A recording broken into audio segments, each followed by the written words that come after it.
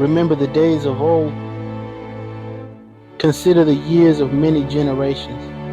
Ask thy father, and he will show thee, thy elders, and they will tell thee. Let's take a deep dive into one of the darkest chapters of American history. Today I'm talking about Sam Holt, a name that might not be familiar to many, but his story is a haunting reminder of the brutal practice of lynching in the United States. In April 1899, Sam Holt, an African-American man, was accused of murdering Alfred Cranford and assaulting Cranford's wife in Georgia. Without a fair trial or any substantial evidence, Holt was captured by a mob. What followed was a grotesque spectacle of racial terror. Sam Holt was burned at the stake in front of a large crowd, a horrifying example of vigilante violence driven by racial hatred. The brutality that Holt faced wasn't an isolated incident. It was a grim reflection of a period when lynching was used as a tool of oppression and control, predominantly targeting African Americans.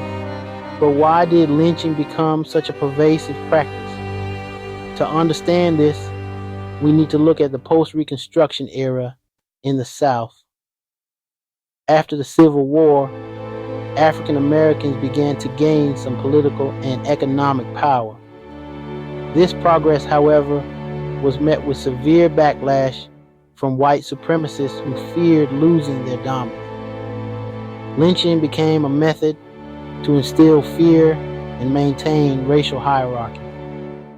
It was a public display meant to send a clear, terrifying message. And the discovery of grotesque artifacts, like severed fingers kept as trophies, only emphasized the depths of this racial hatred. Remembering these tragic events is essential, not just to honor the victims, but also to educate future generations. The detailed lists of victims, like those compiled by Our Time Press, are crucial in understanding the scale and impact of lynching. It's similar to how the world remembers the Holocaust, as a necessary confrontation with a painful past to prevent history from repeating itself. By acknowledging the atrocities of lynching, we can start the journey towards healing and reconciliation. Here's a question: when will we ever get an anti-lynching bill? The story of Sam Holt and countless others like him should never be forgotten. Their memories serve as a somber reminder of the work still needed to build a future free from racial violence. Thank you for joining me on this brief look into a tragic yet vital part of American history.